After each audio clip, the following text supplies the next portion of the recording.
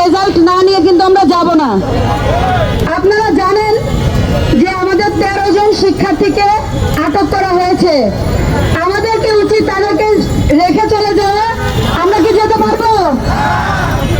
গতকালকে লাইভে কিন্তু বলা হয়েছিল যে আপনারা আপনাদের কেন্দ্রীয় কমিটি থেকে যা কমেন্ট করবে আপনারা শুধু চোখ বন্ধ করে সেই কমেন্টগুলো ফলো করবেন। আপনারা কি সেই রাজি আছেন? 1971 সালে যে মুক্তিযুদ্ধ হয়েছিল, এই যুদ্ধে যারা অংশগ্রহণ করেছিল তারা কি সবাই আমাদের মতো শিক্ষিত ছিল? ছিল না। তবুও কিন্তু 1971 সালে মাত্র 9 মাস যুদ্ধ করে আমরা পাকিস্তানের কাছ থেকে স্বাধীন হয়েছি। এর কারণ কি ছিল বলেন তো আপনারা? অন্ধ অনুকরণ। কমিটি থেকে যে সিদ্ধান্ত নেওয়া হতো, মুজিবনগর কমিটি থেকে যে সিদ্ধান্ত নেওয়া হতো সেই অনুযায়ী কাজ করা হতো। এটা কি আপনারা সবাই জানেন তো? এখন আমাদের কথা হচ্ছে, আমরা যারা আছি এখানে অবস্থান করছি এবং যারা আশেপাশে আছি, ঢাকার মধ্যে যারা আছি এখনো এখানে এসে পৌঁছায়নি, আপনাদের কাছে আকুল আবেদন আপনারা সবাই চলে আসেন।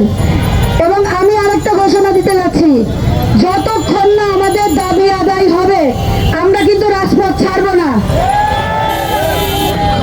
এই জন্য আমরা আমরণ অনশন করব। আপনারা কি রাজি আছেন?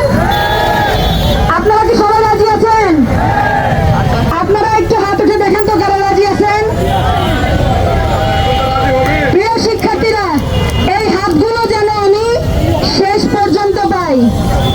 আপনারা মাথায় রাখেন, এই হাতগুলো যেন আমরা শেষ পর্যন্ত পাই। আপনারা কেউ চলে যাবেন না।